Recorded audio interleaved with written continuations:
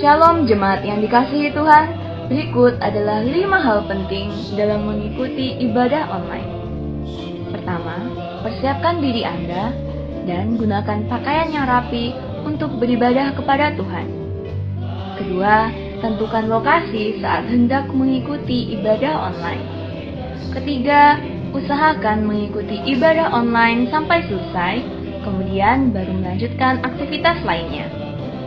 Keempat, beribadahlah dengan sungguh-sungguh, terlibat aktif dalam berdoa dan memuji serta menyembah Tuhan.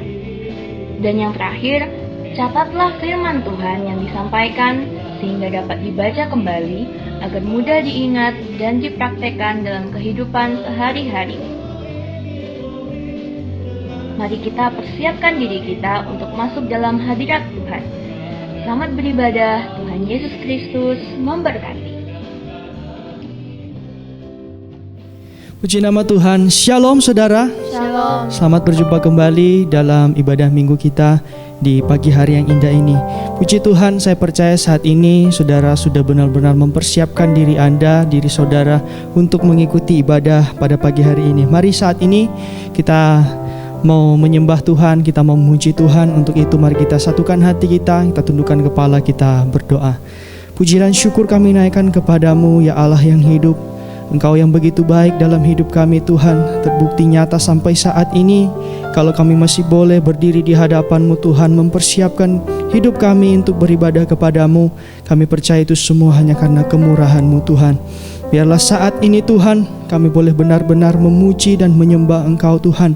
Karena kami percaya di saat kami sungguh-sungguh memuji dan memuliakan nama-Mu Tuhan, mujizat-Mu terjadi Tuhan, kesembuhan terjadi Tuhan, pemulihan terjadi Tuhan di setiap kehidupan kami Tuhan. Terima kasih Tuhan, terima kasih. Ibadah ini kami mau serahkan ke dalam tangan-Mu Tuhan. Biarlah Engkau yang beracara, Engkau yang pimpin ibadah ini. Di dalam nama Tuhan Yesus Kristus. Haleluya. Amin.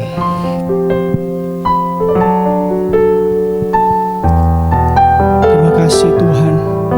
Engkau layak terima pujian dan sembah kami. Mari saudara sama-sama kita mau angkat satu nyanyian. Yesus Tuhan dan Allah kami. Yesus Tuhan dan Allah kami, Engkau layak menerima pujian, hormat dan kuasa, sebab Kau telah ciptakan segalanya. Oleh karena kehendak-Mu, oleh karena kehendak-Mu, semuanya itu telah ada dan diciptakan untuk kemuliaan-Mu. Terpujilah Hosana, Hosana. Terpujilah Tuhan, terpujilah Tuhan Yesus. Hosana.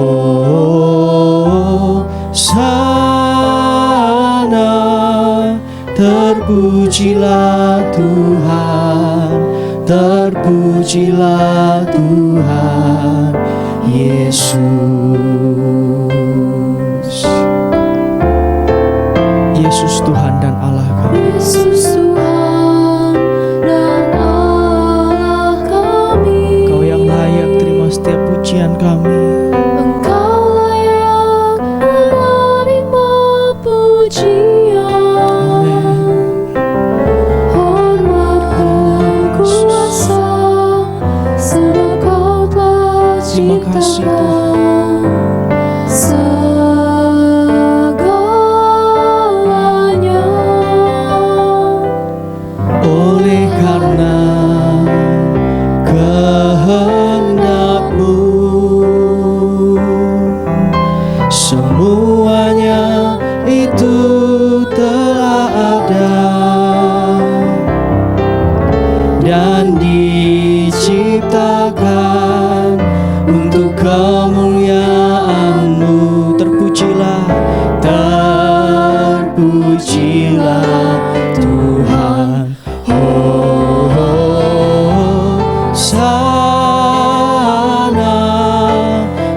terpujilah Tuhan, terpujilah Tuhan Yesus. Oh, sana terpujilah Tuhan, terpujilah Tuhan Yesus. Sana, oh Yesus, terpujilah, terpujilah Tuhan, terpujilah Tuhan Yesus. Oh, terpujilah Tuhan. Mari saudara yang ada di rumah, sekali lagi kita mau angkat tangan kita di hadapan Tuhan. Inilah pujian, inilah penyembahan kami Tuhan. Sana terpujilah Kau Tuhan. Oh Yesus, Terpujilah Tuhan amin. Yesus. Oh, sana terpujilah Tuhan, terpujilah Tuhan Yesus. Terpujilah, terpujilah Tuhan Yesus. Haleluya, puji nama Tuhan. Mari saudara, saat ini kita akan meninggikan nama Tuhan. Mari kita mau angkat satu nyanyian, Ku perlu Tuhan di setiap langkahku. Haleluya. Mari dengan penuh sukacita sama-sama kita katakan, Ku perlu Tuhan di setiap langkahku, untuk lewati jalan yang berduri, dan jagaku di lembah berbatu. Tuhan tinggal sertaku setiap hari. Oh Tuhanku, pimpinlah hidupku. Oh Tuhanku, pimpinlah hidupku seperti firman dan perjanjianmu. Tariklah ku dekat kepadamu, di sisimu selalu, oh Tuhanku. Mari Tuhan, mari Tuhan besertaku di semua jalan dan tiap waktu pencobaan mau mengganggu. Mari Tuhan besertaku. Segera lalu dunia yang penuh semu, segera lalu dunia yang penuh semu, kesusahan menindih selalu. Ku merasa sentosa selamanya, Ku merasa sentosa selamanya dengan Yesus sampai masuk surga. Amin. Mari katakan, mari Tuhan, mari Tuhan besertaku, besertaku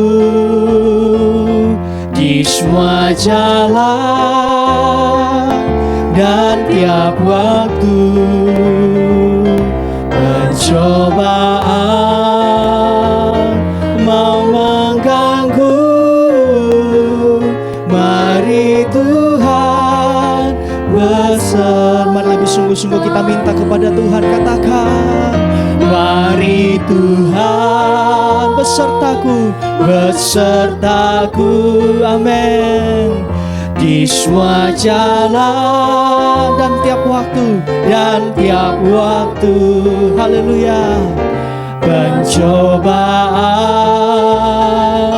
mau mengganggu,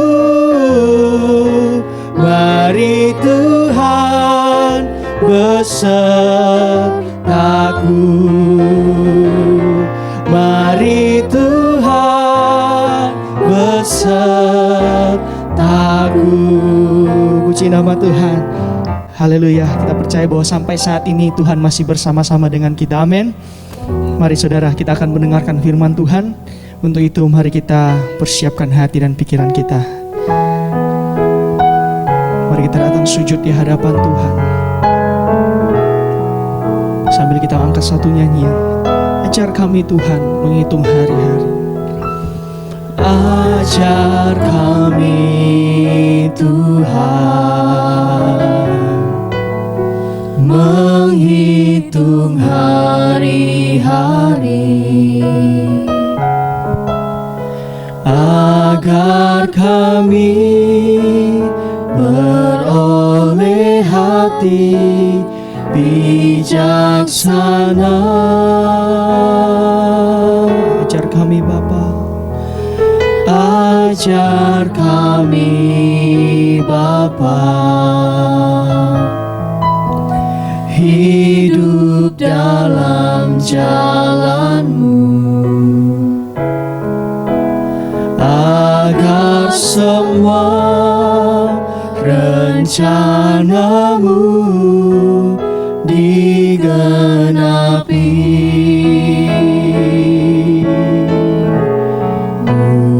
Mulialah nama-Mu Tuhan, dan ajaib jalan-Mu. Bimbing kami di setiap waktu. Besar setia-Mu Tuhan, Besar setia-Mu Tuhan, agunglah karya-Mu. Yesus kami bersyukur, Yesus kami bersyukur padamu. Mari sekali lagi katakan, ajar kami Tuhan, ajar kami Tuhan menghitung hari-hari, agar kami beroleh hati bijaksana. Ajar kami Bapa, ajar kami Bapa, biarlah kami boleh hidup di dalam jalan-Mu, hidup dalam jalan-Mu. Haleluya Yesus. Agar semua rencana-Mu digenapi. Mulialah nama-Mu, mulialah nama-Mu Tuhan, dan ajaib jalan-Mu. Bimbing kami di setiap waktu. Amin. Besar setia-Mu Tuhan, agunglah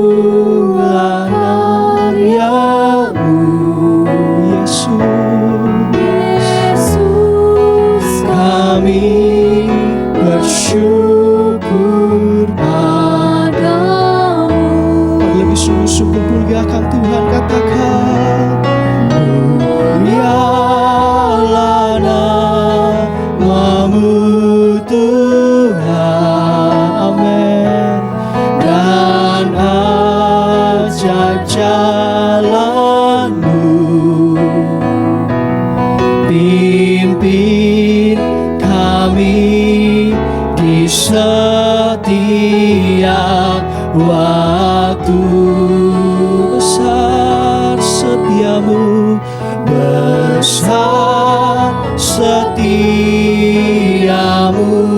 Tuhan. Agunglah karyamu, agunglah karyamu Yesus. Kami bersyukur padamu. Katakan, kami bersyukur Tuhan. Yesus, kami bersyukur padamu.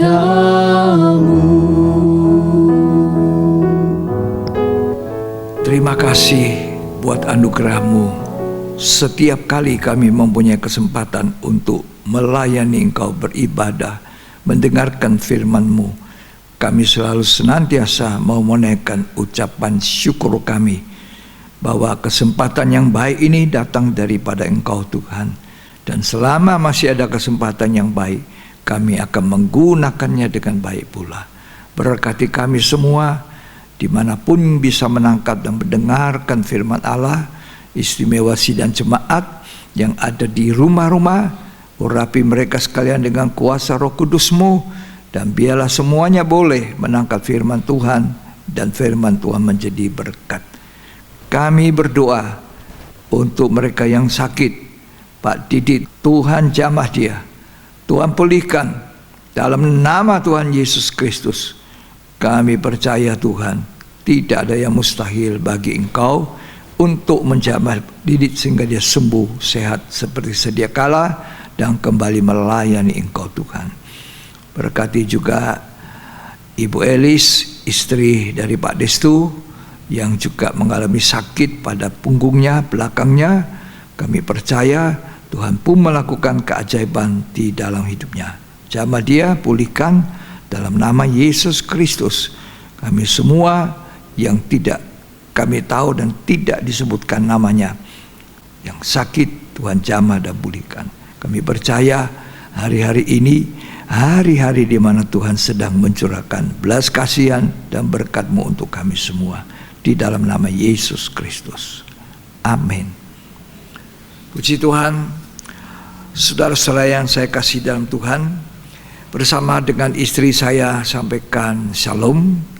Puji Tuhan, kita oleh anugerah Tuhan berjumpa lagi melalui ibadah online atau melalui YouTube yang saudara bisa tangkap pada pagi hari ini, Minggu tanggal 6 September, awal daripada minggu di bulan September ini.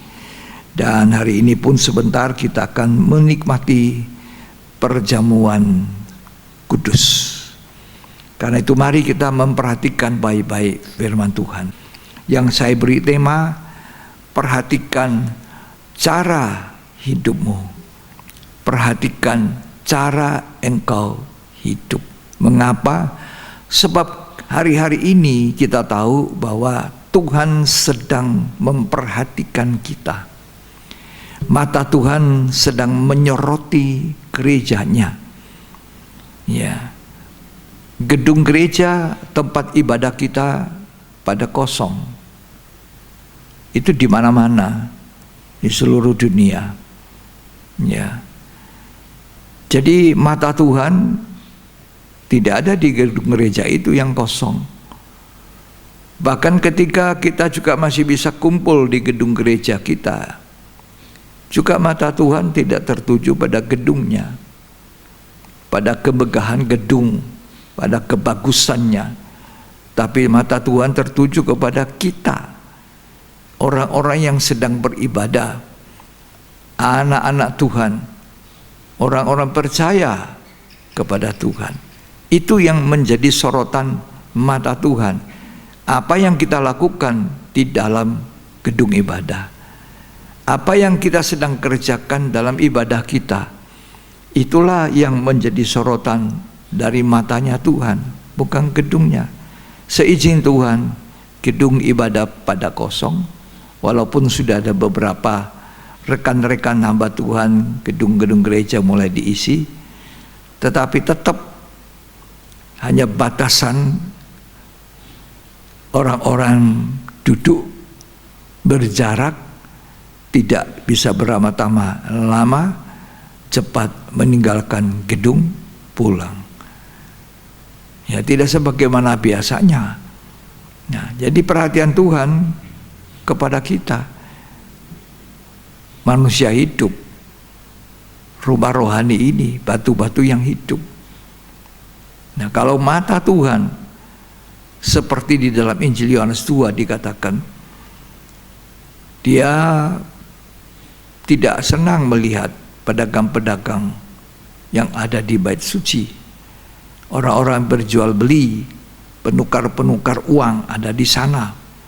Tuhan tidak suka lihat itu, maka diusir dengan cambuk, disuruh keluar.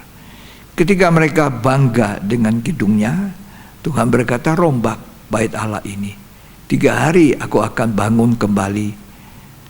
Tapi yang dimaksud dengan 3 hari dibangun kembali itu adalah tubuhnya. Kita ini orang percaya yang adalah tubuh Kristus, bait suci Allah, di mana ditempatkan Roh Kudus di dalamnya, dan kita inilah yang diingini oleh Tuhan dengan cemburu, ya, karena Roh Allah yang ditempatkan itu. Itulah sebabnya mata Tuhan tertuju kepada kita, gereja Tuhan. Apa yang kita lakukan, sedang kita lakukan. Jadi kita harus memperhatikan bagaimana kita hidup. Perhatikan cara hidupmu, ya. Sebab penghakiman itu dimulai dari rumahnya Allah. Siapa rumah Allah? Kita. Coba kita baca surat 1 Petrus pasal 4 ayat 17 sampai dengan ayat yang ke-18. Karena sekarang telah tiba saatnya penghakiman dimulai. Nah, inilah waktu penghakiman dimulai, ya. Dan pada rumah Allah sendiri yang harus pertama-tama dihakimi. Rumah Allah ini kita, gereja Tuhan. 1 Korintus 6 dikatakan bahwa kita telah ditebus oleh darah daripada Yesus dan menjadi milik Tuhan, dan kita sekarang menjadi tempat kediaman Allah di dalam Roh, ya. Kitalah ini yang diperhatikan dan mulai dihakimi apa yang tidak benarnya, apa yang salahnya, supaya tidak ada pada rumah Allah itu. Terus, dan jika penghakiman itu dimulai pada kita, ya, bagaimanakah kesudahannya dengan mereka yang tidak percaya pada Injil Allah? terus. Dan jika orang benar hampir-hampir tidak diselamatkan. Nah, kalau orang benar dikatakan hampir-hampir tidak diselamatkan, apakah yang akan terjadi dengan orang fasik dan orang berdosa? orang benar itu kita ini yang tadinya tidak benar. Tadinya kita hidup dalam kegelapan, tadinya kita hidup dalam dosa, hidup perbuatan kita tidak benar. Kemudian oleh kasih karunia, Roma 3 ayat 23 mengatakan, oleh kasih karunia kita diselamatkan oleh iman di dalam darahnya Yesus. Kita diputihkan, dibenarkan oleh Tuhan. Kita disebut orang benar. Tapi 1 Petrus pasal 4 ayat 18 mengatakan, kalau orang benar saja hampir-hampir tidak bisa diselamatkan, maka lebih lagi bagaimana orang yang tidak percaya itu. Kita adalah orang benar. Tapi jangan saudara cepat-cepat mengatakan pasti saya selamat. Tidak, belum tentu. Kita harus memperhatikan dengan teliti bagaimana cara kita hidup. Cara hidup inilah yang menentukan selamat atau tidak. Ya. Saya kasih contoh. Lot. Petrus juga menuliskan, Lot itu disebut orang benar. Siapa yang mengatakan Lot bukan orang benar? Lot orang benar. Karena dalam percakapan Abraham dengan Allah, kalau ada 5 orang benar dalam Sodom, apakah Allah juga menghukum? Tidak, kata Tuhan. Tapi kenyataannya tidak ada 5 orang benar di Sodom. Bayangkan kota Sodom begitu banyak penduduknya, semua orang tidak benar. Yang didapatkan hanya 4 orang. Lot dikatakan orang benar, istrinya dikatakan orang benar, 2 anaknya tergolong orang benar. Tetapi kalau kita baca cerita tentang Lot, ini orang benar yang hampir tidak bisa selamat. Hampir. Ya. Coba saya baca dulu di 2 Petrus pasal yang kedua. Di sana dikatakan Lot itu orang benar, ya, yang selalu tersiksa dengan kondisi keadaan orang di Sodom. Kita baca ayat 7 dari 2 Petrus 2. Tetapi ia menyelamatkan Lot, orang yang benar, yang terus-menerus menderita oleh cara hidup orang-orang yang tak mengenal hukum. Lot orang benar, bukan orang tidak benar. Tapi dia hidup di Sodom. Ini cara hidupnya. Dia milih di situ. Dia milih dekat lembah dekat Sodom. Akhirnya dia masuk di Sodom. Dia tahu orang Sodom jahat, tahu kelakuan mereka, dia hari-hari tersiksa. Tapi dia senang di situ. Kenapa? Ada yang menarik. Apanya? Kekayaannya, uangnya. Ya. Akhir zaman ini pun yang dikatakan 2 Timotius 3 itu banyak orang mencintai dirinya jadi hamba uang, banyak orang punya kehidupan seperti Lot. Nah, orang-orang inilah yang dikatakan oleh Tuhan hampir tidak diselamatkan, hampir. Banyak itu. Ya. Jadi kita disuruh supaya tidak meniru cara hidup, pola hidup daripada Lot. Lot ini mencintai uang, mencintai kekayaan dunia Sodom. Sehingga ketika ia mau diselamatkan dengan keluarganya, dia selalu tawar-menawar dengan malaikat Tuhan. Lambat-lambat, tidak mau cepat-cepat. Ini sudah mau dihujam dengan belerang, dia tidak mau cepat-cepat, tinggalkan. Lambat-lambat, alasannya aku tidak kuat, tidak bisa lari, macam-macam dia punya dalih-dalih Siloh ini. Nah, ini yang digambarkan Tuhan, bahwa kalau orang benar hampir tidak bisa diselamatkan. Apa jadinya dengan orang yang tidak percaya? Ya. Coba kita baca kitab Kejadian pasal 19 ayat yang ke-15 mulai. Ketika fajar telah menyingsing, kedua malaikat itu mendesak Lot supaya bersegera, katanya, Ya. bangunlah, bawalah istrimu dan kedua anakmu yang ada di sini, Ya. supaya engkau jangan mati lenyap Ya. karena kedurjanaan kota ini. Ya, terus Ketika ia berlambat-lambat, nah, maka dia tangannya bukannya dengan satu kecepatan tinggi untuk lari meninggalkan kota Sodom itu, tapi berlambat-lambat. Apa yang membuat dia terlambat-lambat? Apa? Itu hatinya masih melekat dengan kekayaan yang ada di Sodom. Itu yang membuat dia, aduh sayang ya saya punya uang, aduh sayang hartaku ini, aduh. Nah, lambat-lambat. Terus maka tangannya, tangan istri dan tangan kedua anaknya ya, dipegang oleh kedua orang itu, ya, sebab Tuhan hendak mengasihani dia. Tuhan mau berbelas kasihan. Lotnya yang tidak mau. Ya. Tuhan bukannya tidak mau menaruh kasihan kepada kita, menyelamatkan kita. Seringkali kita ini yang menolak. Kita menolak kemurahan Tuhan. Kita tidak mau. Terus Lalu kedua orang itu menuntunnya keluar kota dan melepaskannya di sana. ya, Sesudah kedua orang itu menuntun mereka sampai keluar, ya, berkatalah seorang, "Larilah, selamatkanlah nyawamu." lari, selamatkan nyawamu.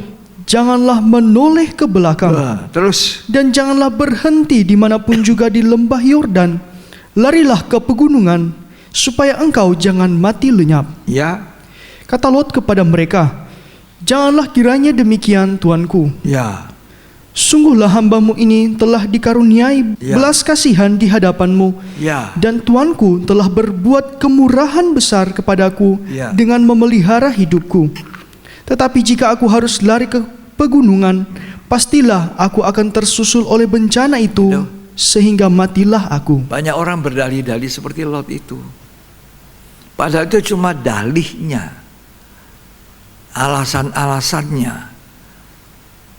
Yang benarnya, jujurnya, kalau dia jujur, aduh, saya masih ingat berapa banyak hartaku di sana.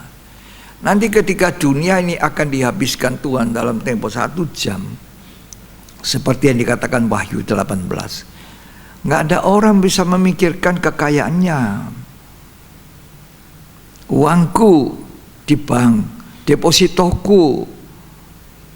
Hari-hari ini orang kemaruk harta dikumpul sedemikian rupa, halal atau tidak halal, benar atau tidak benar. Padahal itu 1 hari kelak 1 jam. Ya. Tuhan mau kita kaya di dalam Tuhan. Kan kaya hanya dalam kekayaan dunia itu yang sementara saja. Ya. Kita melihat Lot ini. Apa yang akhirnya Lot? Tawar-menawar. Coba tolong dibaca lagi, lanjut.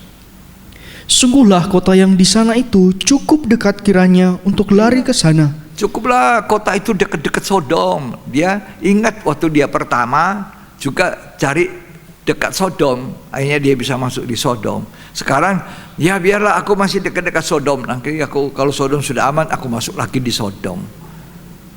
Terus Kota itu kecil, Ya. izinkanlah kiranya aku lari ke sana. ya, Bukankah kota itu kecil? ya. Jika demikian, nyawaku akan terpelihara. Oh, terus Sahut malaikat itu kepadanya, baiklah, dalam hal ini pun permintaanmu akan kuterima dengan baik. ya. Yakni kota yang telah kau sebut itu tidak akan kutunggang balikan. Ya, terus Cepatlah, larilah ke sana, sebab aku tidak dapat berbuat apa-apa sebelum engkau sampai ke sana. ya, ayat 26.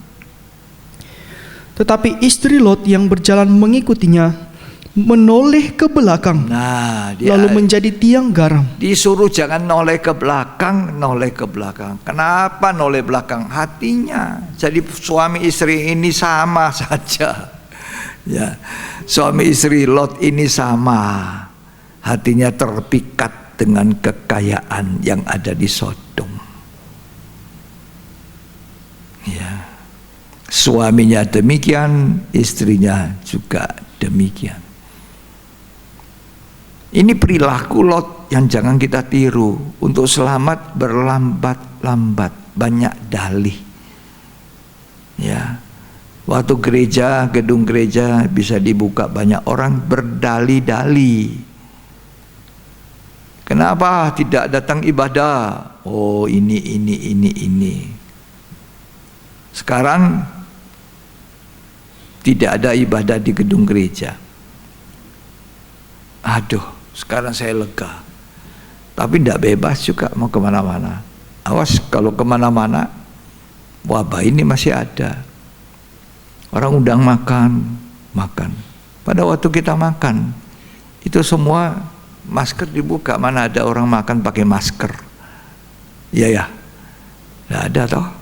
Jadi orang bercerita, cerah, dropletnya keluar. Tahu-tahu di situ ada orang yang memang COVID, orang tanpa gejala, ngejangkit. Jadi kalau ada orang cerita, lagi makan di mana, saya kasih tahu, awas, lebih baik bawa pulang, beli bungkus bawa pulang. Bolehlah, boleh. Sampai di rumah olah. Jangan bikin tempat rame. Aduh, stres juga kalau tinggal di rumah. Jadi sekali-sekali bikin tempat rame. Susah manusia ini. Ya. Nah, inilah keadaan manusia di akhir zaman. Demikian juga dengan Lot. Lot ini banyak alasan, padahal Tuhan menaruh belas kasihan. Sekarang tinggal saudara di rumah, gembala tidak bisa lihat loh. Gembala tidak bisa awasi kamu langsung. Gembala agung yang awasi kita. Bagaimana kita hidup, bagaimana cara hidup kita, bagaimana cara kita hidup di rumah beribadah, bagaimana ketika kita harus perjamuan suci di rumah. Tidak ada yang tahu. Itulah yang sebenarnya yang dikatakan Tuhan, kita sedang diperhatikan. Kesempatan bertanggung jawab pribadi itu tanpa gembala mengawasi, kita selalu lihat mata Tuhan mengawasi saya, menyoroti saya. Kalau kita sadar ini, kita pasti mau hidup baik-baik di mata Tuhan. Kalau dulu kita bisa hidup baik-baik di mata gembala manusia, nampaknya seperti itu. Sekarang kita mau hidup baik-baik di matanya Tuhan, bukan di matanya gembala manusia itu. Gembala manusia bisa dibohong, gembala yang agung itu Tuhan Yesus Kristus tidak bisa dibohongi. Bagaimana kita hidup? Itu yang Tuhan mau. Ya. Jadi jangan tiru Lot. Jangan tiru. Coba kita baca ayat 8 dan ayat 14 dari Kejadian 19. Ayat 8. Ayat 8, silakan. Kamu tahu, aku mempunyai 2 orang anak perempuan yang belum pernah dijamah laki-laki. Ya. Baiklah, mereka kubawa keluar kepadamu. Ya. Perbuatlah kepada mereka seperti yang kamu pandang baik. Ya. Hanya jangan kamu apa-apakan orang ini, sebab mereka memang datang untuk berlindung di dalam rumahku. Walaupun dia mau menolong tamunya ini, tapi caranya tidak benar. Dia menyodorkan 2 putrinya kepada orang-orang untuk dikerjain, dicabuli. Itu cara hidup orang di Sodom. Soal biasa. Kawin cerai itu biasa.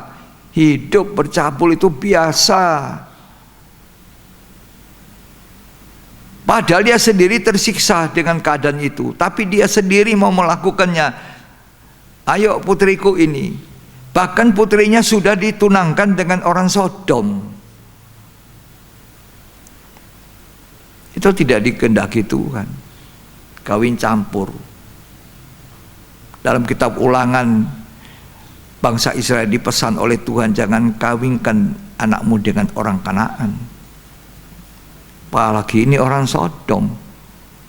Di perilaku Lot ini jangan kita ikuti. Inilah yang disebut kalau orang benar hampir-hampir tidak diselamatkan. Apa jadinya dengan orang yang tidak percaya kepada Injil?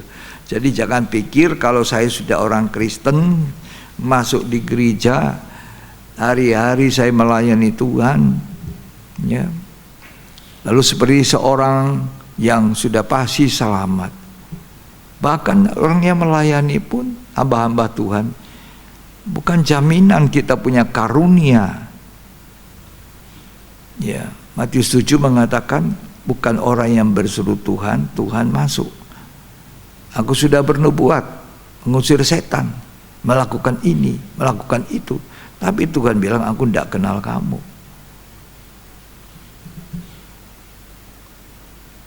Perilaku inilah yang menentukan selamat atau tidak kita. Cara hidup kita. Jadi perhatikan cara hidup kita. Alkitab menceritakan bahwa ada 3 golongan kelompok orang kalau berbicara tentang selamat. Yang pertama, tidak selamat walaupun orang percaya. Matius 7 mengatakan, berseru Tuhan, Ini kan percaya, tapi tidak melakukan. Siapa yang diterima oleh Tuhan? Orang yang percaya dan melakukan kehendak Bapakku. Itu selamat. Ini kelompok pertama dalam persoalan selamat, artinya masuk surga. Ini orang percaya yang tidak selamat. Punya karunia, oke. Bisa ngusir setan, oke. Tapi tidak selamat. Karena tidak melakukan kehendak Bapa. Yang kedua, disebut orang benar selamat, tetapi hampir tidak selamat. 1 Korintus 3 ayat yang ke-12. Entahkah orang membangun di atas dasar ini dengan emas, Ya, perak, ya, batu permata, kayu, rumput kering atau jerami? ya. Sekali kelak pekerjaan masing-masing orang akan nampak. Nah, terus Karena hari Tuhan akan menyatakannya, hari Tuhan akan menyatakan. Terus sebab ia akan nampak dengan api, akan nyampak dengan api. Terus dan bagaimana pekerjaan masing-masing orang Ya. akan diuji oleh api itu. ya, Jika pekerjaan yang dibangun seseorang tahan uji, uji, ia akan mendapat upah. ya, Jika pekerjaannya terbakar, ia akan menderita kerugian, ya. tetapi ia sendiri akan diselamatkan, tetapi seperti dari dalam api. Nah itu seperti Lot itu. Akhirnya istrinya jadi tiang garam, anaknya 2, kemudian mencabuli ayahnya. Lot masuk dengan kekayaan ke Sodom, keluar tidak punya apa-apa. Manusia itu lahirnya telanjang, tidak punya apa-apa. Kembalinya juga tidak ada apa-apa.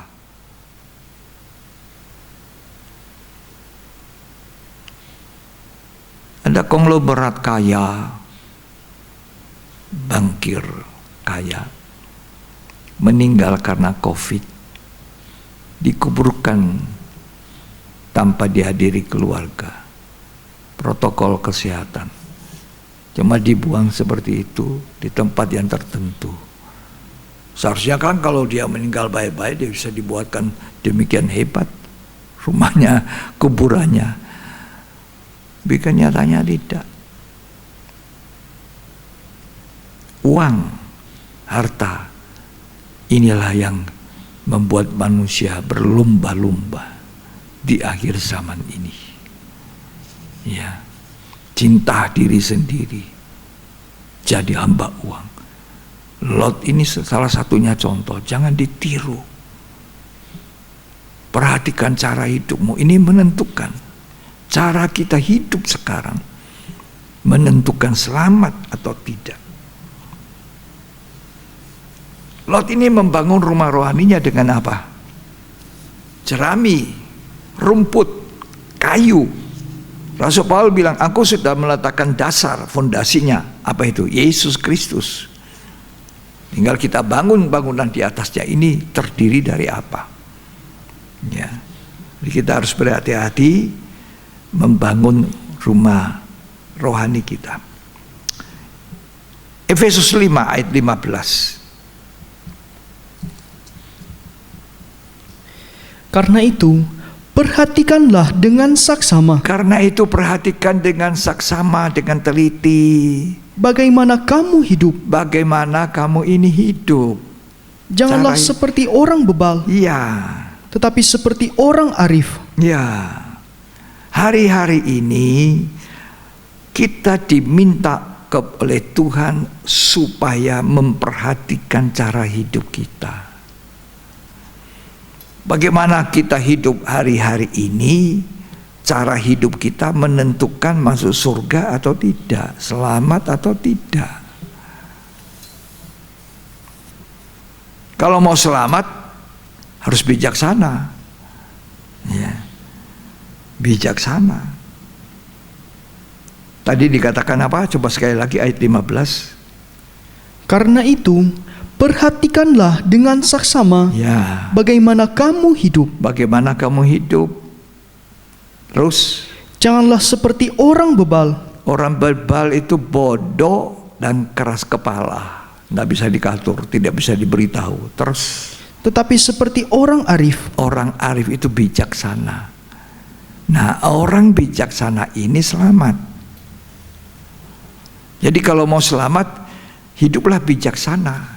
Siapa orang bijaksana? Matius 7 mengatakan, orang yang mendirikan rumah rohaninya batu-batu hidup ini di atas dasar batu.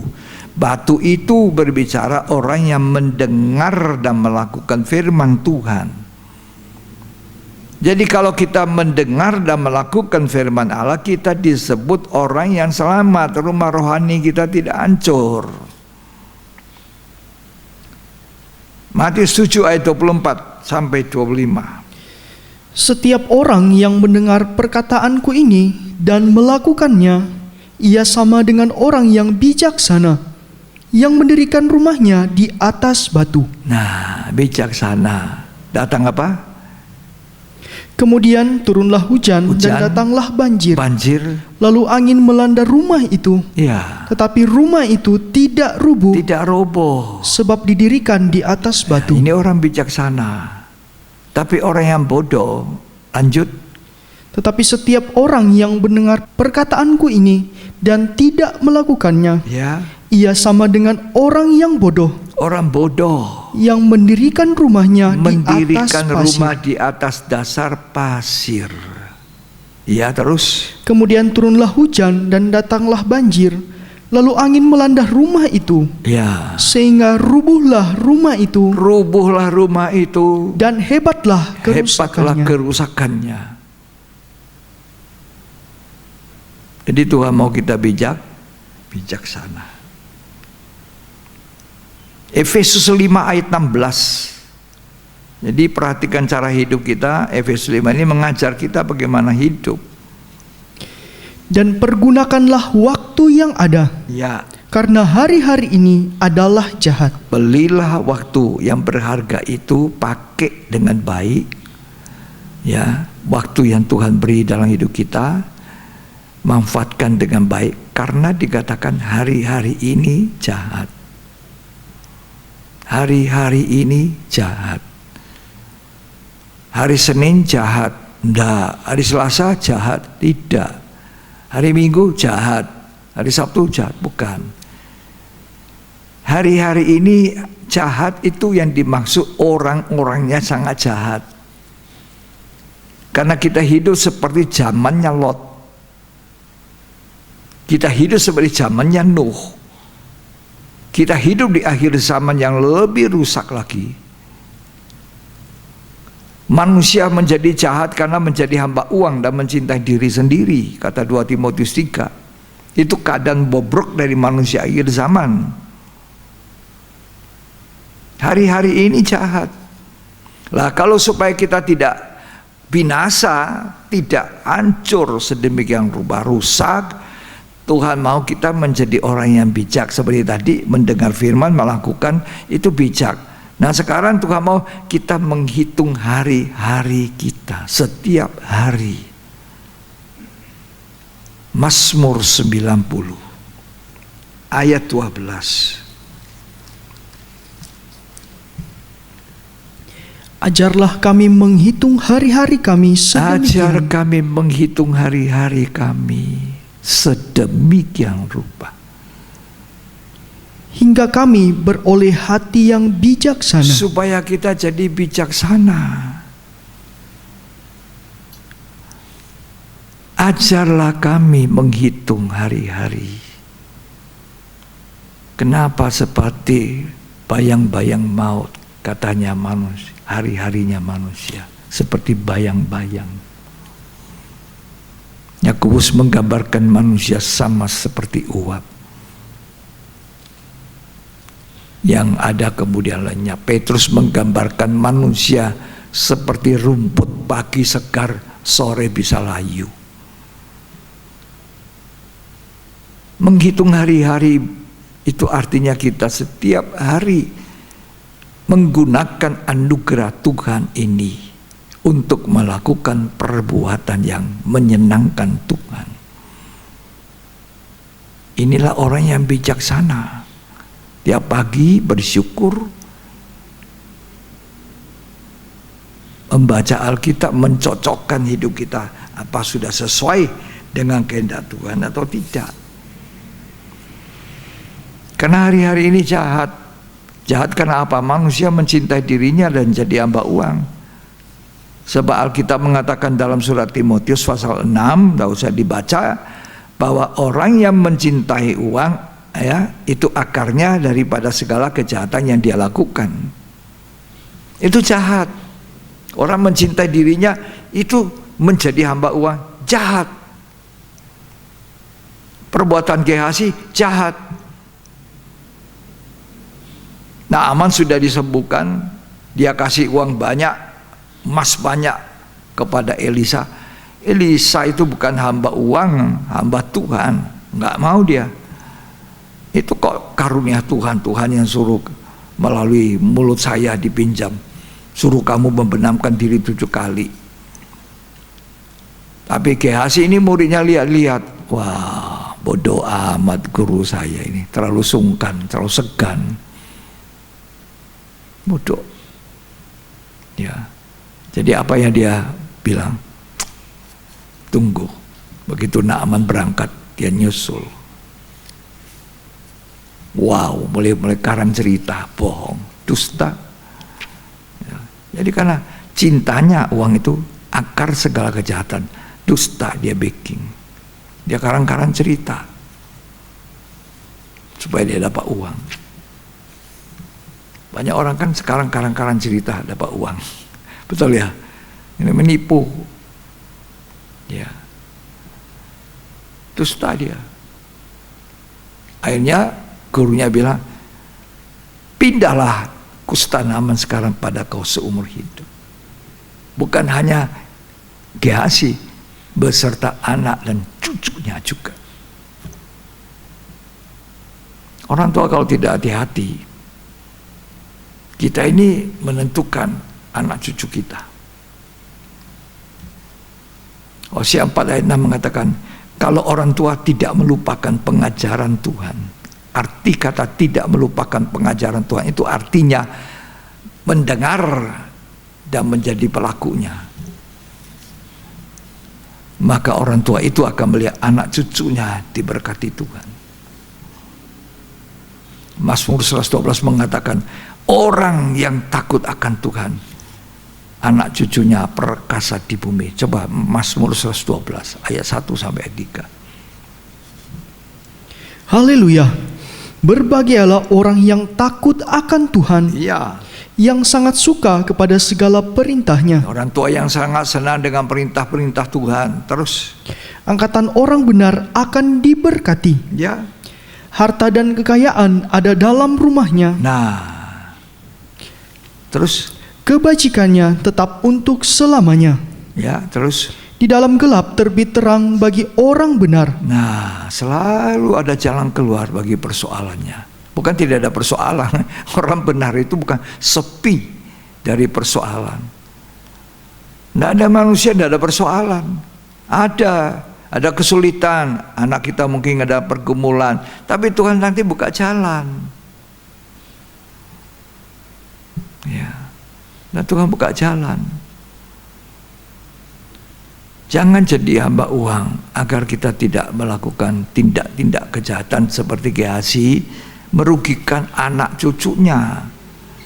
Ya, kustanya Naaman pindah, anak cucunya juga menderita yang sama. Ya. Nah, inilah keadaan manusia. Jangan kita tiru Gehazi. Jangan tiru Yudas Iskariot, menjual gurunya cuma 30 keping perak. Kasihan tuh. Ya. Inilah yang membuat yang dikatakan hari-hari ini jahat.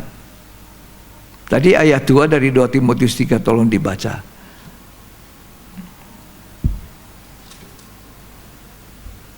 Manusia akan mencintai dirinya sendiri Manusia begitu mencintai diri sendiri. dan menjadi hamba uang. Oh, dan manusia kemudian menjadi budaknya uang. Terus, Mereka akan membual dan menyombongkan diri. ya, Mereka akan menjadi pemfitnah. ya. Mereka akan berontak terhadap Nah, orang tua dan terus. tidak tahu berterima kasih. Berontak pada orang tua. Ini salah satu keadaan manusia yang jahat.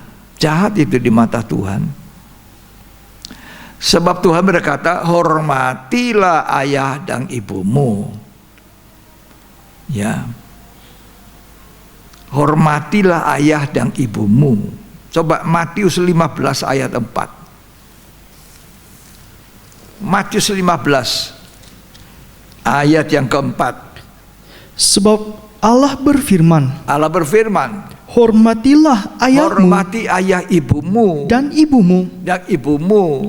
Dan lagi, siapa yang mengutuki ayahnya atau ibunya, pasti dihukum mati. Lah iya, Ulangan pasal 27 ayat 16.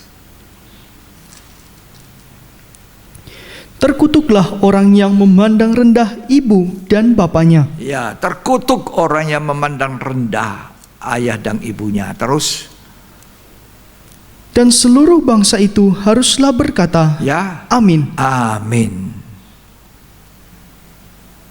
Jadi jangan pikir kalau orang tua kita ini sudah tua, lalu kita perlakukan dia seperti pembantu kita, dimarah-marahi, disuruh jaga anak kita, cucuknya. Ya. Orang tua itu perlu dihormati supaya panjang umur. Lah ya, kalau saya masih ada orang tua masih hidup, tapi orang tua saya sudah meninggal. Ya. Kalau macam saya masih ada orang tua saya juga wajib menghormati orang tua saya. Apalagi orang-orang muda yang masih ada orang tuanya, supaya umurmu panjang dan bahagiamu di bumi ini ada. Jangan memperlakukan orang tua dengan kasar. Itu adat istiadat orang Yahudi. Itu nomor satu, dibilang hormati Tuhan. Tuhan nomor satu. Tuhan number one.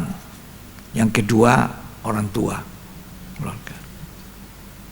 Jadi mereka melanggar perintah Tuhan suruh hormati orang tua. Gara-gara ada istiadat Tuhan nomor satu. Maksudnya gini, kalau mereka punya uang itu mereka tidak mau kasih orang tuanya. Mereka bilang, ini sudah kugunakan untuk persembahan kepada Tuhan. Tuhan katakan kepada mereka apa?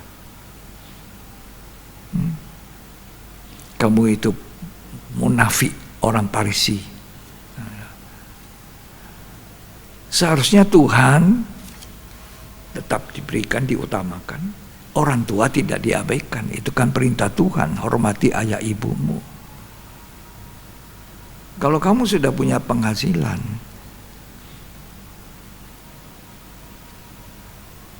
apa salahnya dari penghasilan Anda berikan kepada orang tuamu? Oh, orang tua saya juga sudah punya penghasilan, kok masih ada penghasilan, belum pensiun. Tapi kamu orang muda yang baik.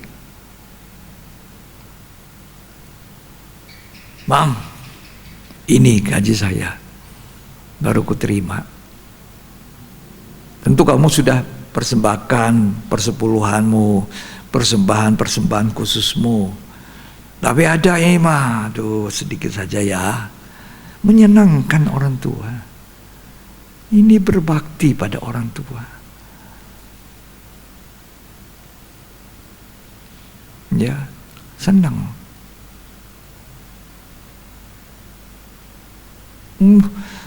Sudah semua saya kasihkan sama Tuhan. Tidak ada lagi untuk orang tua saya.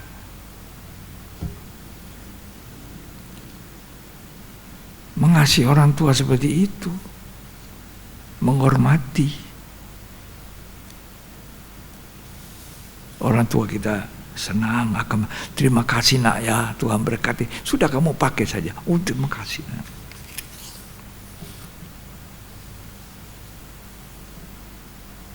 Jangan merengek rendah.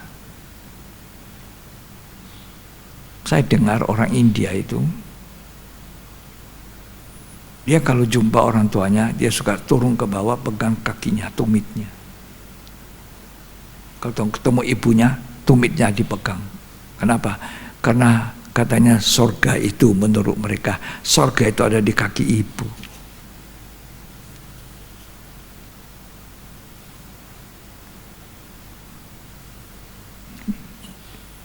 Terkutuklah orang yang memandang rendah orang tuanya.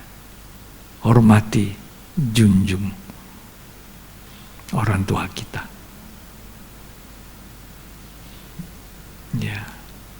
Di zaman akhir ini jarang sekali lagi orang muda. Itu zaman orang-orang dulu, tapi orang-orang suku tertentu, suku Jawa atau suku ini masih sungkem sujud. Saya kalau dengar ada anak yang tidak sopan pada orang tuanya, mengata-ngatai, saya bilang kamu pergi, cabut kata-katamu, minta maaf dan sungkem, sujud. Kalau tidak, hidupmu tidak diberkati. Ya, yang kita remehkan. Hormati ayah ibumu, itu perintah Tuhan, Tuhan yang suruh.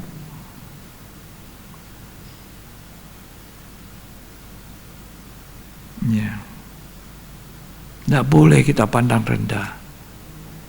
Nanti akhir zaman keadaan manusia jahat itu begitu.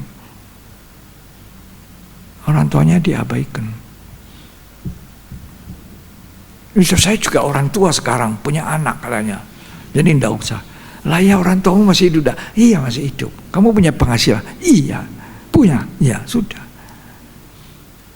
Sisihkan sedikit buat orang tua. Masih senangnya dia. Terima kasih nak.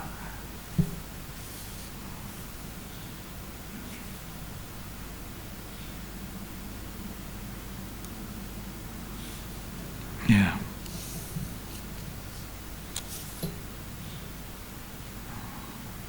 Coba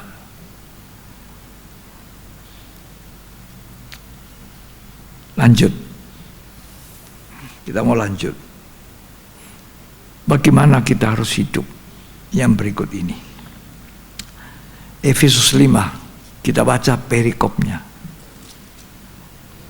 Hidup sebagai anak-anak terang. Hidup sebagai anak-anak terang. Hidup sebagai anak-anak terang. Itu perilaku hidup kita, model hidup yang Tuhan senang. Cara hidup berperilaku sebagai anak-anak terang. Ayat 8. Memang dahulu kamu adalah kegelapan. Dulu kita belum kenal Tuhan, kita orang gelap. Tetapi sekarang kamu adalah terang di dalam Tuhan. Sekarang kamu adalah terang di dalam Tuhan. Sebab itu, ya, hiduplah sebagai anak-anak terang. Hiduplah sebagai anak-anak terang. Ayat 9. Karena terang hanya berbuahkan kebaikan. Karena kalau hidup dalam terang itu buahnya kebaikan. Terus. Dan keadilan. Adil. Dan kebenaran. Ya. Ayat 11. Janganlah turut mengambil bagian dalam perbuatan-perbuatan kegelapan. Ya, kita disebut anak terang.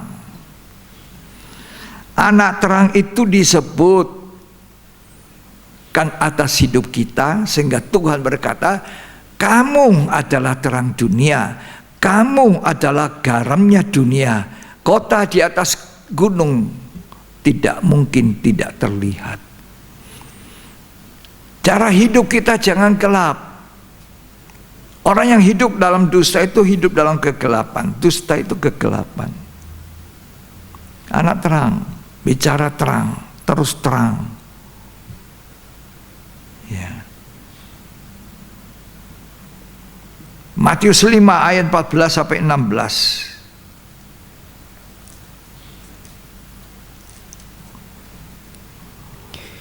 Kamu adalah terang dunia. Kamu adalah terang dunia. Kota yang terletak di atas gunung Kota yang terletak di atas gunung tidak mungkin tersembunyi. tidak mungkin tersembunyi. Terus Lagi pula orang tidak menyalakan pelita orang tidak menyalakan pelita, lalu meletakkannya di bawah gantang, mati dong. Terangnya itu, nyalanya mati. Terus melainkan di atas kaki Dian, ya, sehingga menerangi semua orang di dalam rumah itu. kaki Dian dalam tabernakel itu menerangi ruang suci.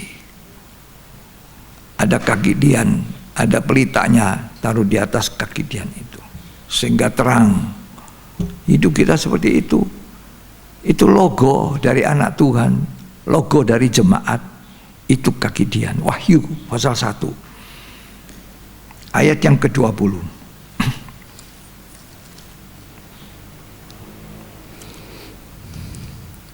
Dan rahasia ketujuh bintang yang telah kau lihat Ya, pada tangan kananku, ya, dan ketujuh kaki Dian emas itu.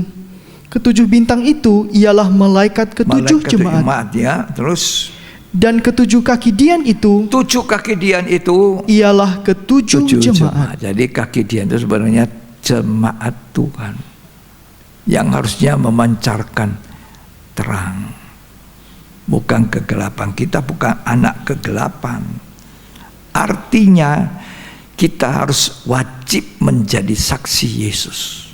Saksi Yesus Kristus dalam perkataan dan tindakan. Itulah anak-anak terang. Puji Tuhan. Kita mau lanjut. Efesus 5 ayat 17.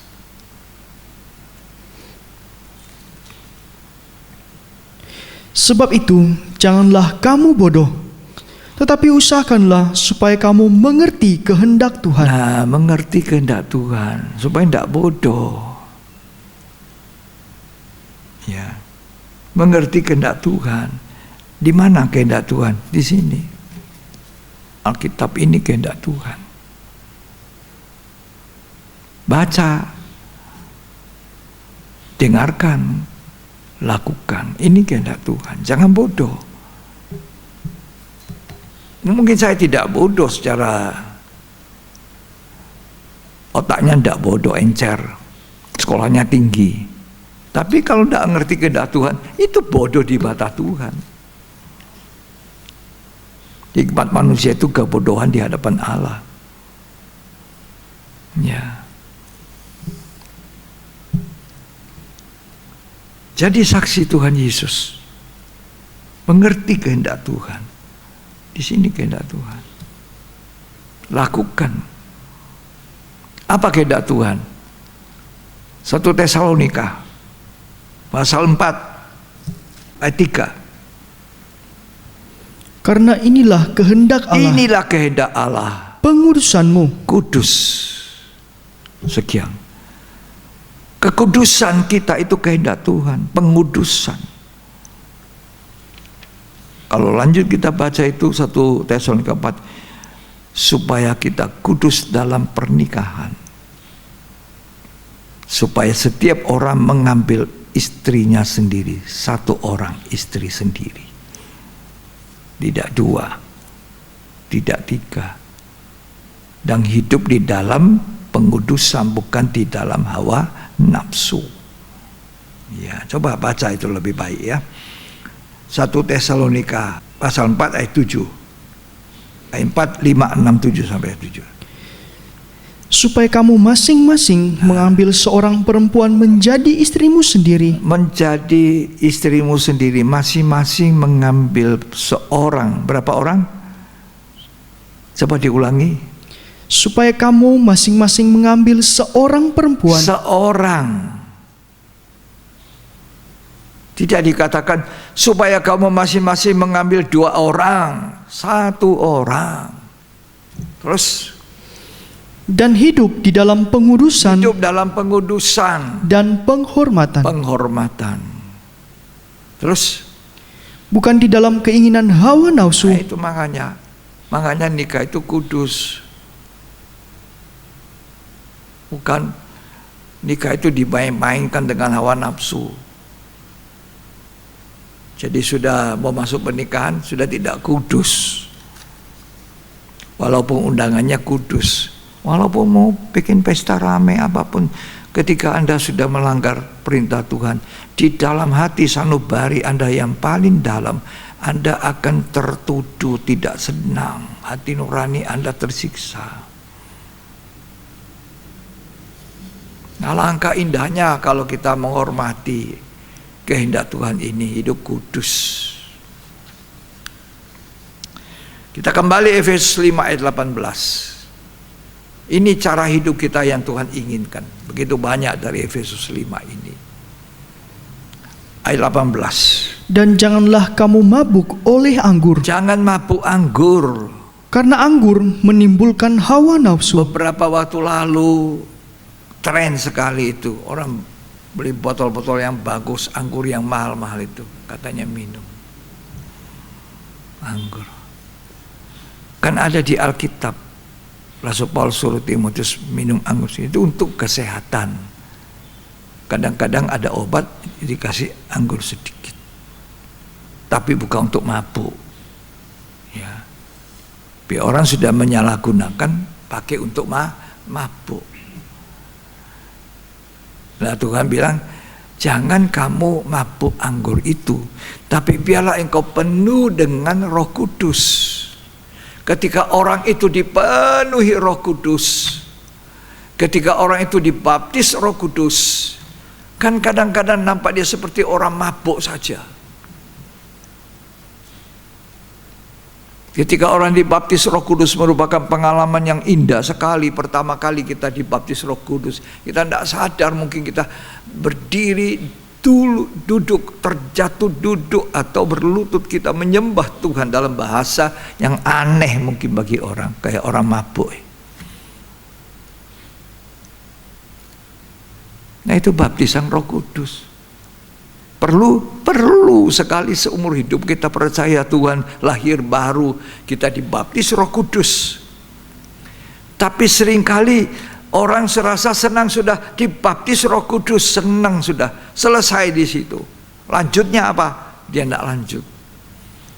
Lanjutnya kata firman Tuhan, hendaklah kamu apa? Penuh dengan Roh Kudus. Penuh. Ibarat gelas itu, kalau gelas itu ini umpamanya ini, airnya penuh. Lah sekarang saya minum, dia akan berkurang. Akhirnya habis. Nah, Tuhan mau kita jaga gelas air ini harus terus ada airnya penuh Roh Kudus. Ya. Pertama kali kita seperti gelas kosong, masuk di dalam bak,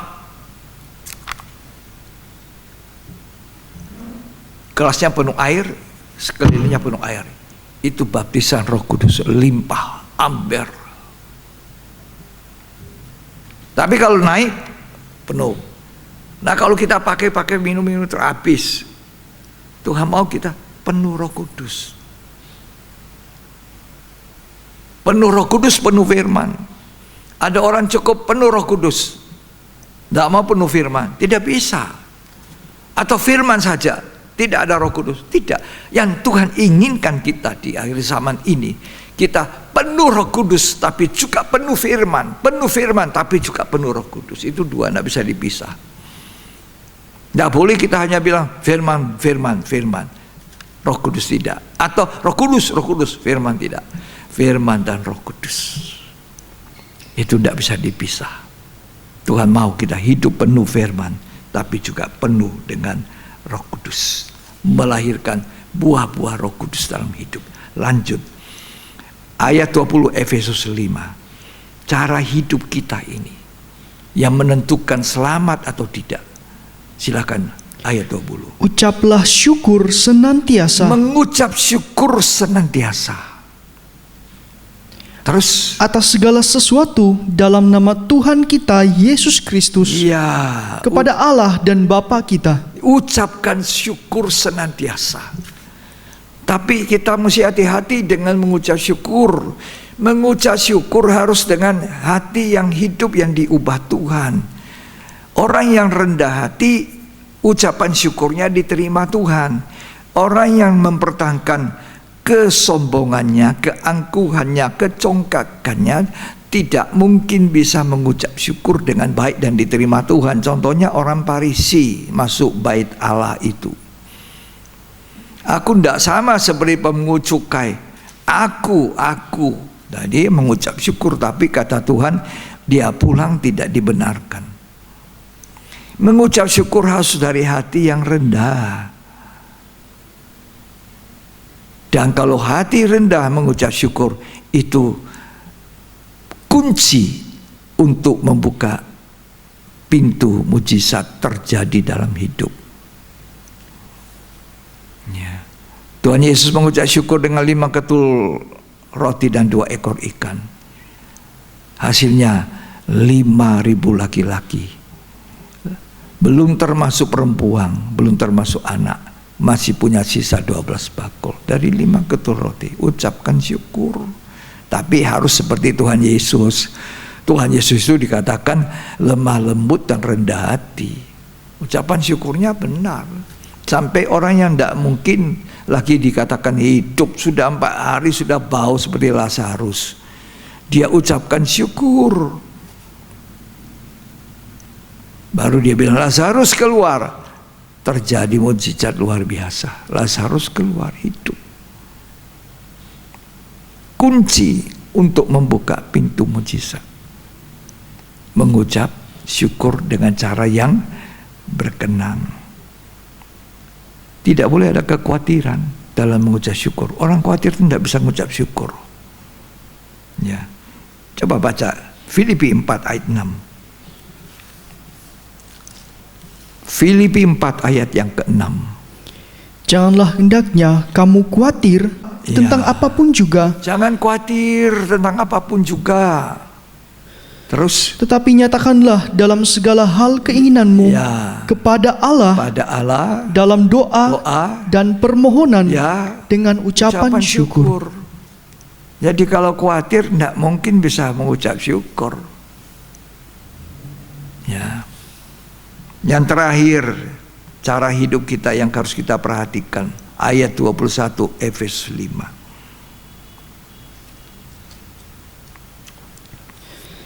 Dan rendahkanlah dirimu seorang kepada yang lain di dalam takut akan Kristus. Orang merendahkan diri seorang kepada yang lain. Ini juga menghasilkan ucapan syukur yang menghasilkan mujizat. Tuhan tidak mau kita sombong, congkak. Orang semua itu punya bakat sombong, punya bakat. Apalagi kalau punya keahlian, punya kepintaran, punya banyak ini, banyak. Ada bakat. Tapi Tuhan mau cara hidup kita rendah hati. Apa sebabnya kita harus rendah hati? Ini mungkin menolong kita beberapa ayat. Baca ya. Yakobus 4 ayat yang ke-6.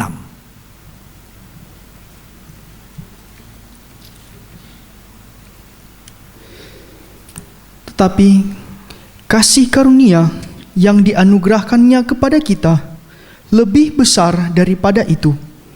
Karena itu ia katakan, Allah menentang orang yang congkak. Allah itu berdiri jadi penantangnya. Kalau ada orang congkak, dia berdiri jadi penantang.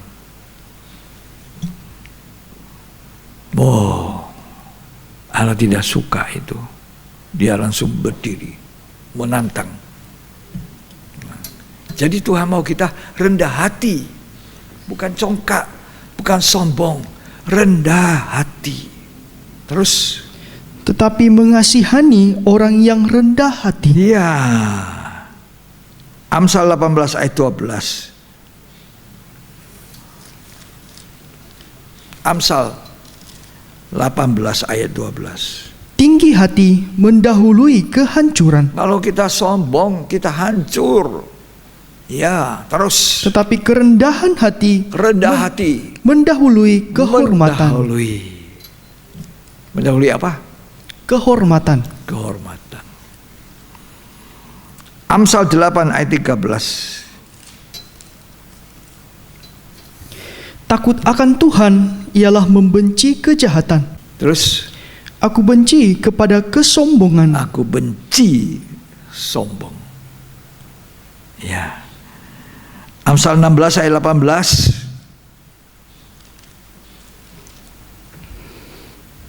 Kecongkakan mendahului kehancuran, Ya, kalau kita congkak, hancur kita. Terus, dan tinggi hati mendahului kejatuhan. itu sebabnya kadang-kadang Tuhan izinkan ada pengalaman tidak enak. Duri menusuk daging. Seperti yang dialami Rasul Paulus, supaya Rasul Paulus tidak menjadi sombong. Tuhan Yesus memberkati kita. Jadi cara hidup kita ini, perhatikan dengan saksama, kata Efesus 5. Perhatikan dengan saksama bagaimana kita hidup. Ya, itu menentukan selamat atau tidak. Perhatikan cara hidupmu. Mata Tuhan menyoroti kita, gereja, cara hidup kita.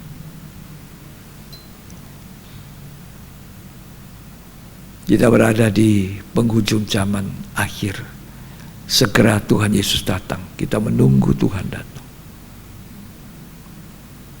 Tiap hari kita merendahkan hati, memperbaiki hidup. Tuhan memberkati kita. Kita akan mempersiapkan hati hidup kita. Kita sudah dengar firman Tuhan. Apakah yang disebutkan tadi yang kita baca ada pada kita? Kesempatan memperbaiki, introspeksi dirimu, periksa apa yang kurang, apa yang harus kita lakukan. Kita akan makan perjamuan suci sebentar. Mari kita lebih dahulu menyanyikan satu lagu, oleh karena kemurahan Tuhan ku ada sampai hari ini. Periksa diri kita sebelum makan. Bagaimana kita makan?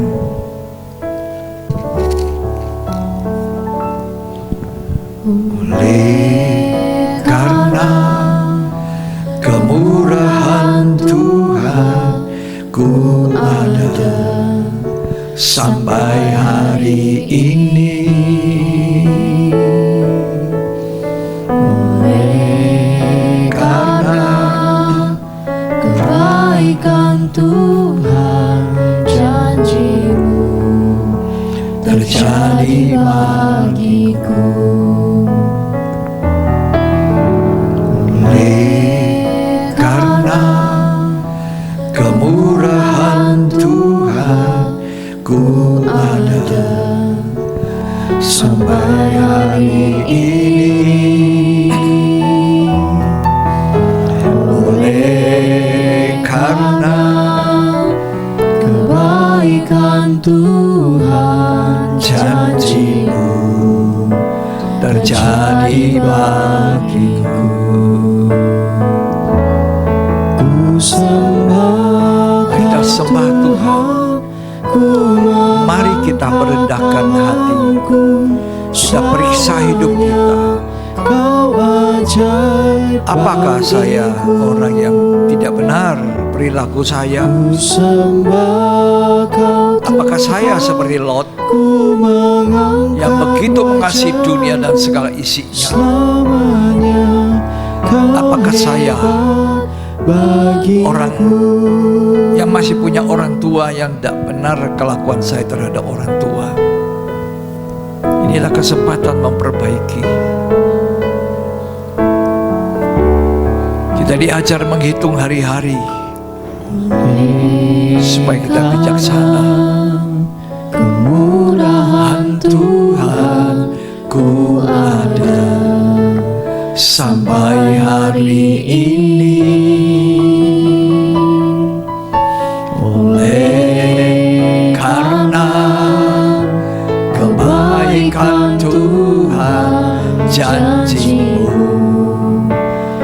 terjadi bagiku. Ku sembah Kau Tuhan, Ku sembah Kau haleluya. Tuhan, Ku mengangkat tanganku, selamanya Kau ajaib bagiku.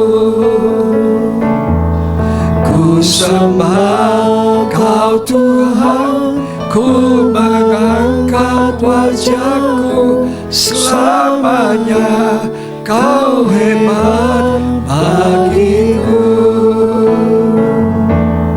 Ku sembah Kau Tuhan, ku mengangkat tanganku, selamanya Kau ajaib bagiku. Ku sembah Kau Tuhan, ku mengangkat wajahku, selamanya Kau hebat bagiku.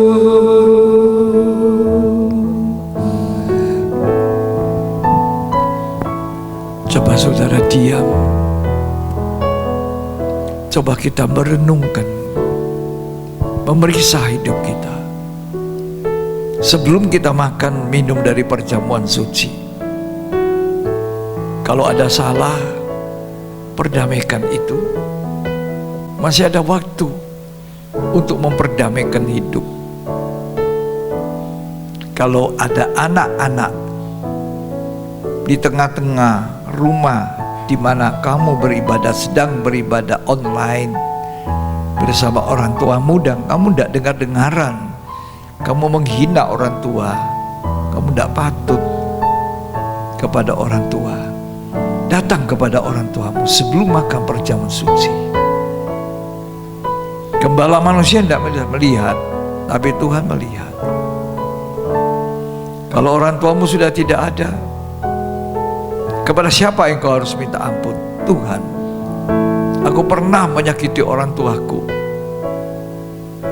semasa dia hidup. Aku pernah mengecewakan orang tuaku.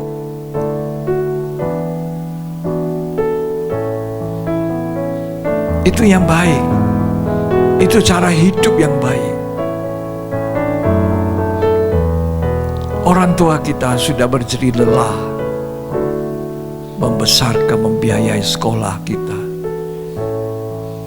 Berperilaku yang baik. Hormati orang tuamu. Kita akan segera makan lebih dahulu perjamuan suci ini. Mari kita persiapkan. Oleh karena kemurahan Tuhan, ku ada sampai hari ini. Oleh karena kebaikan Tuhan, janjimu terjadi bagiku. Aku percaya, aku percaya, haleluya, berkat-Mu atasku melimpah, kebajikan, kemurahan selalu mengikutiku. Ku puji, ku sembah Kau Tuhan. Aku percaya, aku percaya, berkat-Mu atasku melimpah, kebajikan, kemurahan selalu mengikutiku. Ku puji, ku sembah Kau Tuhan. Kami mohon kiranya Tuhan mengampuni kami ketika ada yang tidak benar dalam perilaku kami sebelum kami makan dan minum dari perjamuan suci ini. Tuhan kuduskan kami, biar berkat dari tubuh dan darah Tuhan jadi berkat hidup kami. Sebab kata firman, barang siapa makan dagingku dan minum darahku, ia punya hidup yang kekal. Biarlah Tuhan kiranya berkat persekutuan kami dengan tubuh dan darah-Mu menjadikan kami mempunyai hidup yang kekal. Kami adalah orang-orang yang diselamatkan Tuhan. Terima kasih Tuhan, dalam nama Yesus Kristus. Amin. Segera saudara persiapkan, baik di rumah-rumah. Ya, oleh karena kemurahan Tuhan, ku ada sampai hari ini. Oleh karena kebaikan Tuhan, Janji-Mu terjadi bagiku. oleh karena kemurahan Tuhan, Ku ada sampai hari ini. oleh karena kebaikan Tuhan, janji-Mu terjadi bagiku.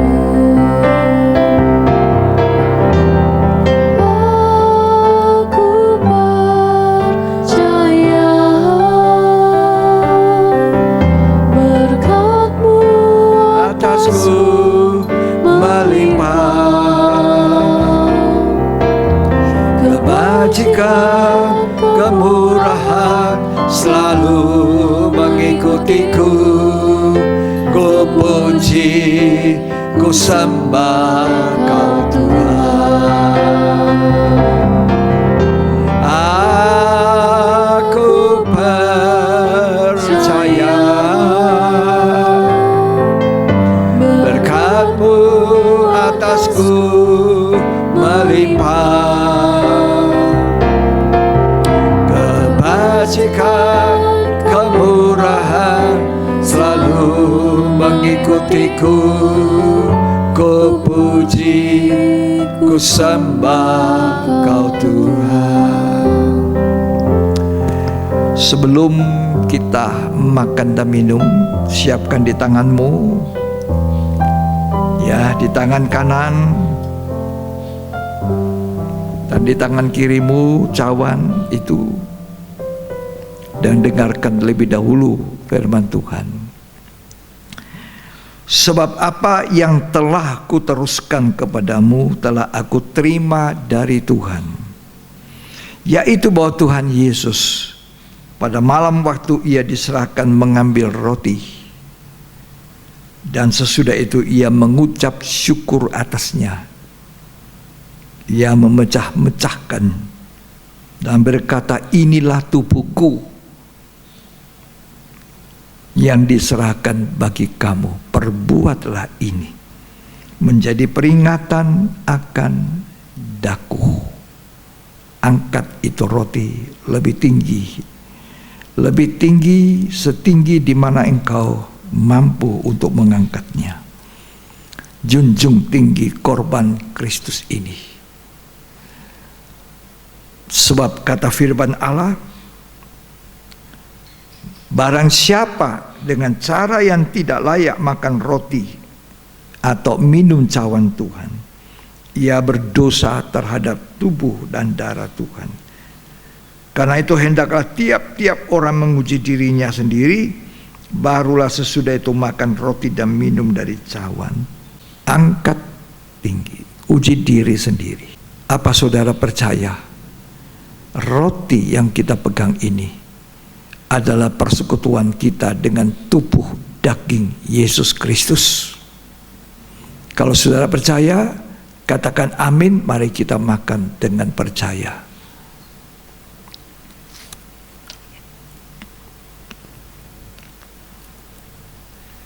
Ya. Demikian juga Sesudah makan diambil cawan, lalu berkata, cawan ini adalah perjanjian baru yang dimeterikan oleh darahku. Perbuatlah ini setiap kali kamu meminumnya menjadi peringatan akan daku.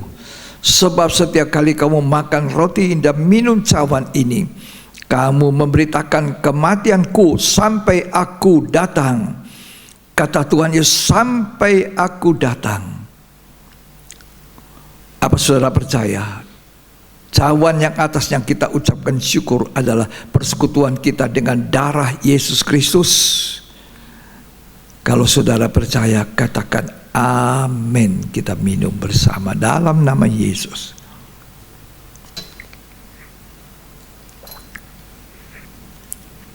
Kita mau bersyukur. Bapa, Engkau sungguh baik. Kita makan dan minum perjamuan kudus sampai Tuhan datang. Bapa, Engkau sungguh baik.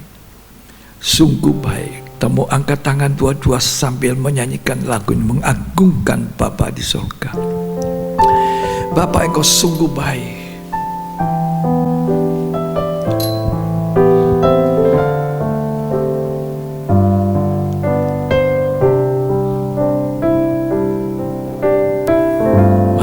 Sembah Dia, agungkan Dia. Bapa, Engkau sungguh baik. Engkau sungguh baik. Haleluya. Kasih-Mu melimpah di hidupku.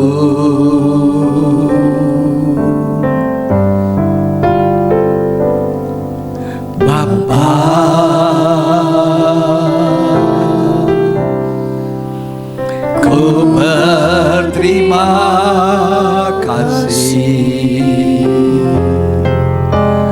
berkat-Mu hari ini yang Kau sediakan bagiku.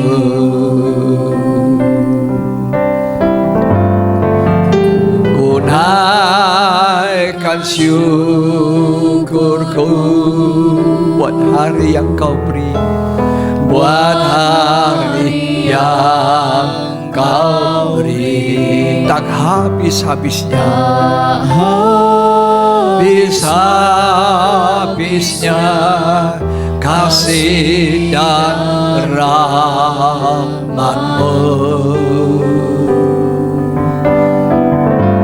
Selalu baru dan tak pernah terlambat. Pertolongan-Mu besar setiamu, besar setiamu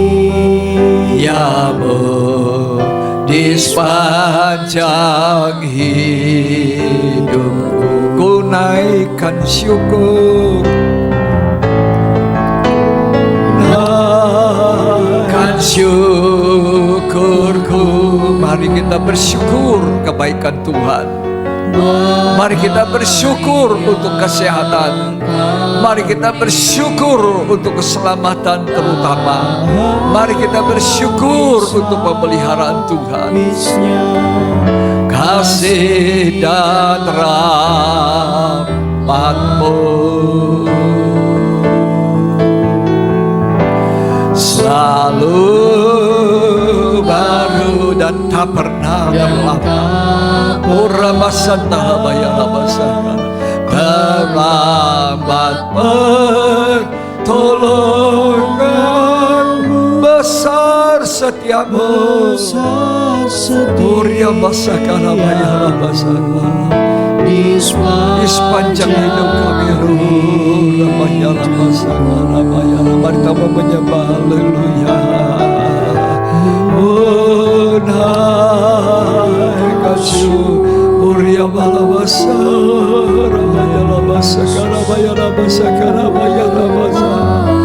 Buat hari yang Kau beri Tuhan, tidak habis-habisnya kasih dan rahmat-Mu.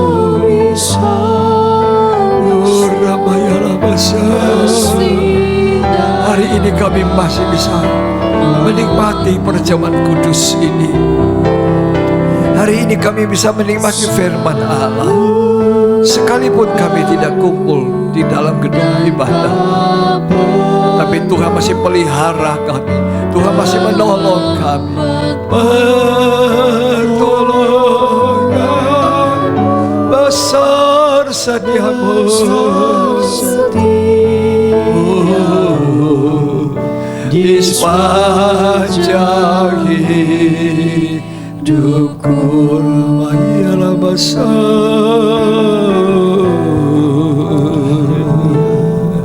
Ora baliasa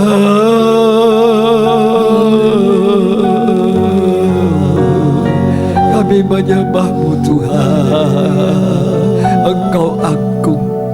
Kami percaya Tuhan, kami hidup di zaman akhir. Kami hidup dekat akhir dari zaman akhir. Kami berterima kasih ketika Engkau menyoroti kelakuan hidup kami, ketika Engkau memperbaiki apa yang salah, ketika Engkau membenahi kami Tuhan. Itu berarti Engkau mencurahkan kasih. Kami harus berela seperti tanah liat di tangan penjunang yang menciptakan sesuai dengan kehendak-Mu. Terima kasih Tuhan. Biar kami jadi seperti bejana yang dibentuk oleh Tuhan. Terima kasih untuk firman Tuhan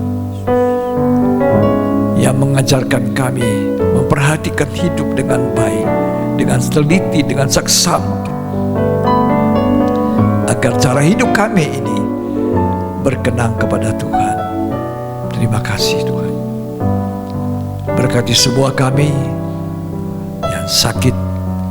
Kami percaya Tuhan Engkau pulihkan. Nyatakan mujizat-Mu. Sekali lagi kami doakan Pak Didit, Ibu Elis, serta yang lain-lain. Dalam nama Yesus Kristus.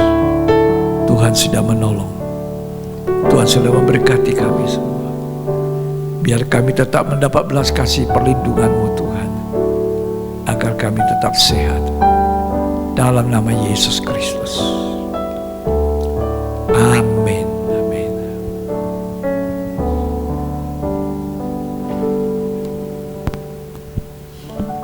Puji Tuhan, kita akan mengakhiri ibadah ini dengan ucapan syukur, dengan sangat sederhana. Kita tadi memulai dan mendengar firman dan juga makan perjamuan suci. Hanya caranya di rumah masing-masing. Ya, tapi Tuhan memberi kesempatan kepada kita, ada media yang Tuhan siapkan untuk itu. Tuhan Yesus memberkati kita. Hari kita bangkit berdiri semua. Kita akan akhiri kami memuji kebesaran Tuhan.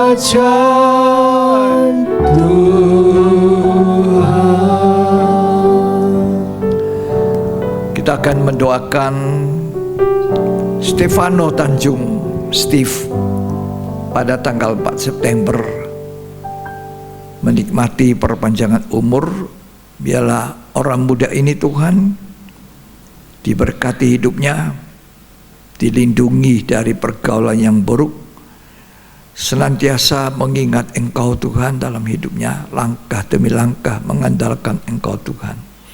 Dimanapun dia berada, Tuhan memberkati. Apa yang menjadi rencana-rencana dalam hidupnya, Tuhan berkati. Bahkan Tuhan berkati orang tuanya dan semua keluarga, saudara-saudaranya. Bahkan kami semua, mari kita angkat tangan dua-duanya dan menerima berkat, kasih karunia dan anugerah, cinta kasih dari Allah Bapa, Putra dan Roh Kudus. Tuhan Yesus Kristus memberkati kita berlimpah-limpah, mulai dari hari ini, siang ini, sampai Maranatha. Tuhan datang kembali pada kali kedua. Kita diberkati untuk menjadi berkat. Terimalah itu berkat di dalam nama Tuhan Yesus Kristus. Yang diberkati, sama-sama kita katakan amin. Amin. Selamat siang. Tuhan memberkati. Sampai jumpa di ibadah yang berikut.